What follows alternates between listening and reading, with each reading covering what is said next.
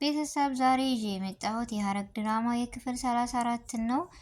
ክፍል 33 ላይ እንዳያችሁት ካቆመ ለእኛ በጉጉት የምንጠብቀው ነገር ህልማችን ተሳካ፣ ሀሳባችን ተሳካ ካልንበት የኤፉና የናታን ደግሞ ስቃይና መከራ ተቋጨ ባጭሩ። በጣም ደስ የሚል ክፍል 34ን በዚህ ሁኔታ ሳይሆን በደስታ ነበር የጠበቅነው። ነገር ግን የጠበቅነው ሳይሆን ቀረ። ለምን? ኤፉዬ በድጋሚ አሁንም ተይዛለች ወይም ታስራለች።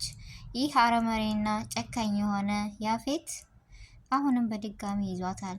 ኤፉዬ ልታመልጥበት ያልቻለችው ምክንያት ቁልፍ በማጣቷ ነው ወይስ በራሷ ማንነት ነው? አላቅም። ብቻ እስኪ ግምታችሁን አስቀምጡልኝ በኮሜንት ሀሳባችሁን እናንተም። በመጀመሪያ አሰላሙ አለይኩም ወራህመቱላሂ ወበረካቱ። ውድና የተከበራችሁ ቤተሰቦች እንዴት ናችሁ? ደህና ናችሁ ወይ? ከኔ ጋር አልሐምዱሊላህ። እንዲሁም ክርስቲያናት ወንድሞችን ሰላም ብያለሁ። በያለንበት የዓለም ዳርቻ ሰላማችን ይብዛ። አላህ ሀገራችንንም ሰላም ያደርግልን፣ አንድነትን መተሳሰብ መፈቀርን ይመልስልን። ሁላችንም በአላ ደግ ሀገራችን ሰላም ይመልስልን እያልን እና ለቤቴ አዲስ ሆናችሁ ደግሞ ቤተሰብ ሆናችሁ እንዳትረሱ ሰብስክራይብ ያደረጋችሁ ቤተሰቦቼ ነባር ቤተሰቦቼ ስለምታበረታቱኝ ከልብ አመሰግናለሁ። ዛሬም ነገር ብርታታችሁ አይለኝ ነው የምለው። እንደተለመደው የመጣሁበት የሐረግ ድራማ የክፍል 34 በጠበቅኩት ሳይሆን ባልጠበቅኩት ሁኔታ ነው የመጣው። ምክንያቱም የእፉዬና የናታን የሀዘናቸው የስቃያቸው ማውቂያ በደስታ የምንመጣ ነበር ያደረግነው፣ ግን ያሰብነው ሳይሆን ቀረ። የቀረበት ምክንያት ምንድን ነው? ያፌት የሚባል አረመኔ ጨካኝ ለገንዘብ እንጂ ለሰው ምንም ነገር ጣጣ የሌለው ኤፉዬን በድጋሚ አግኝቷታል። ኤፉዬ ስላታመልጥበት የቻለችው መንገድ ምንድን ነው? በእርግጥ የአባቷን ገዳይ እሱ ያፌት መሆኑን አውቃለች። ለምን? በፊት ታፍና ነበር እንዳያችሁት። ማን ይሁን ማን አታውቅም። ድምፁን ቀይሮ ስለሆነ የሚያወራት ማን ይሁን አታውቅም። ነገር ግን ትናንትና አይኗንም ተገልጣ ሁሉ ነገር አይታለች። የአባቷን ስልክና አግኝታለች። እሱም ያፌት እንደሆነ ገዳዩ ራሱ ያፈናትን ታውቃለች። ነገር ግን ልታመልጥበት ያልቻለችው ምክንያት ቁልፋታ ነው ወይስ ምንድን ነው?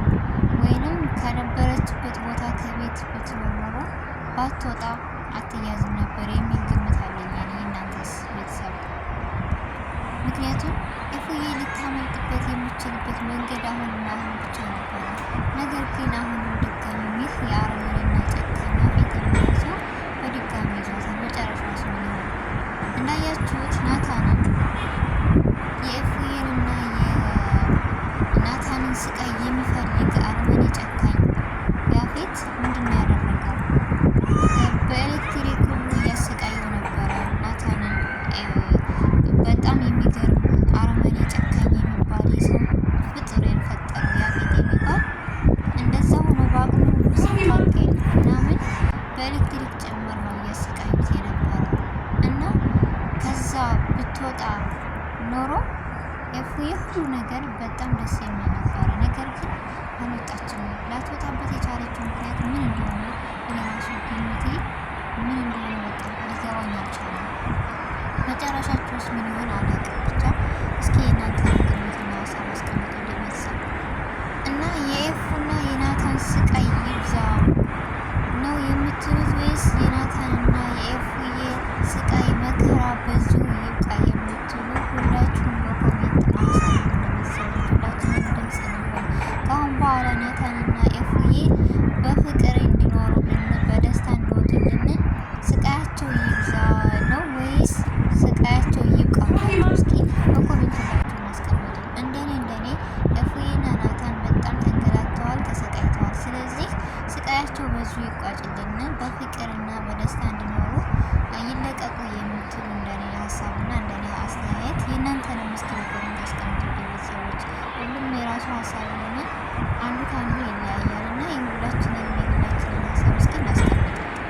ሉሊት ደግሞ ከዛ አረመኔና ጨካኝ ያፌት ጋር ተቀናይታ አብራ የሚሰራውን ስራ ያፌት ደውሎ ኤፋታ አምጣለች ስላት የነበረችበት ስሜትና የነበረችበት ጭንቀት በጣም ከባድ ነበር። አይታችሁ ከሆነ ከምላችሁ በላይ ተጨናንቃ ነበረ አነጋገሯ ሁሉ። ምክንያቱም እሷ ከመጣች ካመለጠች ሁሉ ነገሬ አበቃ እያለች ነበረ። ከአሁን በኋላ መሞት ነው የቀረኝ እንደምንም ብዬ ከኤፉና ከያፌት መውጣት አለብኝ፣ የሆነ ነገር መፈለግ አለብኝ ትላለች ሉሊት። ምክንያቱም ስራዋ ሁሉ በመጥፎ ስለሆነ። በዚሁ አጋጣሚ ደግሞ እኔ ሉሊት ለድራማው በጣም ወሳኝ ሰው ናት ብዬ አስባለሁ። ምክንያቱም ሁሉ ነገሯ በቃ ምን ብዬ ልንገራችሁ፣ አክቷ በጣም ደስ የሚለኝ ዘና የምታደርገኝ፣ በዛው ላይ ደግሞ ታናድደኛለች። የራሴ ሀሳብ እናንተ ደግሞ ኮሜንት ስለ ሉሊት እና ኤፉዬ ከዛ ነገር አምጣ በነበረ ሁሉ ነገር በጣም ደስ የሚል ነበረ የሚሆነው። ምክንያቱም ናታን በዚህ ለእሷ እያለ እየተሰቃየና መከራ እያየ ነው ያለው። ይህን ሁሉ ደግሞ እሷ አታውቅም።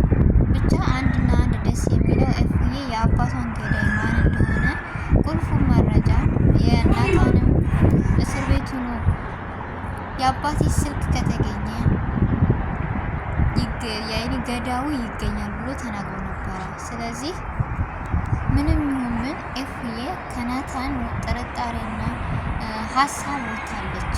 አንድ ይህን ደስ ብሎኛል። ምክንያቱም የአባቷ ገዳይ ማን እንደሆነ ስላወቀች ያፌት እንደሆነ እሷንም ያፈናት ወይም እንደዚህ የሚያሰቃያት የአባቷን ገዳይ በፊት ባለፈው ለሚመጣው እሱ እንደሆነ ሁሉም ነገር ስላወቀች በጣም ደስ የሚል ነበረ። ነገር ግን መጨረሻቸው ምን ይሆን? ቤዛና የናታንስ ያሉበት ሁኔታ ፂና ቤዛስ ገኒ ምንም አታውቅም። ምስኪን የዋህ ነች። ነገር ግን አሁን ላይ በቃ የምታስበው አይምሮዋ ሁሉ ነገሯ ከማጋ ነው ከኤፉዬ ጋር ነው። በጣም ነው የምትወዳት፣ ልጇም ነች። ግን ከነገ ዛሬ እያለ እነግራታለሁ እያለች ሳትነግራት የሁሉ ስቃይና መከራ መጣ።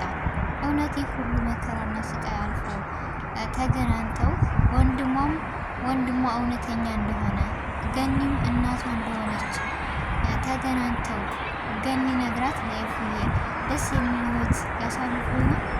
እኔ ምኞቴ ነው ኤፉዬ ከዛ መከራና ስቃይ ወጥታ ናታንም እንደዚሁ ሁሉ ነገር ተስተካክሎላቸው ቢቀመጡና ቢቀጥሉ ደስ ይለኛል። የሁላችንም ሀሳብና አስተያየት ይመስለኛል። ምክንያቱም እንዳያችኋል ሉሊት የቤቱን ሁሉ እያንዳንዱ ስቃይ ማሰቃየት ትፈልጋለች። ናታን እንደገና የሉሊት እጅ እንዳለበት ከኤፉዬ ደርሶባታል። ምክንያቱም እንዳያችሁት የድርሻውን ወስዳበታል የድርጅቱንና ወረቀት የፈረመችውን ገኒ ስትወስድ አንተ ነህ የወሰድከው እያለች ናታን ጋር ስታገል ነበረ። እሱ ደግሞ ተናዶ ስሜታዊ ሆኖ ምን አድርጎ ነበረ? እሷን ለማነቅም ሆነ ለመማታት ሞክሮ ነበር። ናታን ስሜታዊ ሆኗል። ስለዚህ አንቺ አለሽበት፣ የአንቺ እጅ አለበት ከኤፉዬ መታገት ብሎ ሲላት ደንግጣ እኔ ያለሁበትን ድረሱ ምናምን እያለች ያው ጽዮን ነች ያስጣለቻት ብለን እንደኔ ማን ነው በዛው በገላግላት ያለ። እስኪ ሀሳባችሁን ስጡኝ። ሰው ጨክና ያጨክናል እና እዚያ ስትመጣ ነው ያላቀቀቻት እና እንደዚሁ የእሷ ጭንቀትና መከራ በጣም ነበረ። ኤፉዬ ከዛ ቦታ ብትወጣ ወይኔ ሌለን ደስታ ክፍል 34 በዚህ አልጠበቁትም ነበረ። ደስ በሚል ሁኔታ ነበር። ነገር ግን ያስብነው አልሆነም። ነገም ዛሬ አይደለም፣ ዛሬ ነገ አይደለም እና እንጠብቃለን። ቀጣው ምን አይነት እንደሆነ ማየት መቻል አለብን ሁላችንም። በጣም ደስ የሚልና አስተማሪ ድራማ ነው። ነገር ግን ሁላችሁም የኤፉዬና የናታን ስቃይና መከራ ይውጣ እያላችሁ ሁላችሁም በኮሜንት አስተያየታችሁን አስቀምጡ እና ደግሞ በየቀኑ ብንለቀቅ የሚሆን ነገር ደስ ይለኛል። እንደዚህ ባይዘገይ መጨረሻ ደግሞ የያፌትና የሉሊት መጨረሻስ ምን ይሆናል? ምክንያቱም ሉሊት ለራሷ ጥቅም እንጂ ወይም ለራሷ ጥቅም ስትል የማታደርገው ነገር የለም። ታውቃላችሁ አካሄዷ እያለች ምናምን አረካቷ በጣም ነው የሚያስደስተኝ ብያችኋለሁ። ግን አረመኔ መሆኗ ታናደኛለች እና መጨረሻቸውን የእነሱን የሚያይ በጉጉት እንጠብቃለን ሁላችንም። ምክንያቱም ያፌትና ሉሊት ሁላቸውም ለራሳቸው ጥቅም ሲሉ ነው እና የተገናኙት። አንደኛቸው ለአንደኛቸው እየተናናቁ ነው ያሉት። መጨረሻቸውን ማየት የጓጓ እንደኔ ኤፉዬና ናታን ሁላቸውም ከስቃይና ከመከራ ተላቀው በደስታ እንደምንገናኝ ቀጣይ ክፍል ተስፋ አለኝ ውድ ቤተሰቦቼ እና ሁላችሁንም ከልብ ነው ማመሰግነው። አስተያየታችሁን በኮሜንት አሳውቁኝ ሁላችሁም። እና የዛሬው ቆይታ ይሄን ይመስል ነበረ። በአዲስ ቪዲዮ እስከምንገናኝ ድረስ በያለንበት ሰላማችን ይብዛ።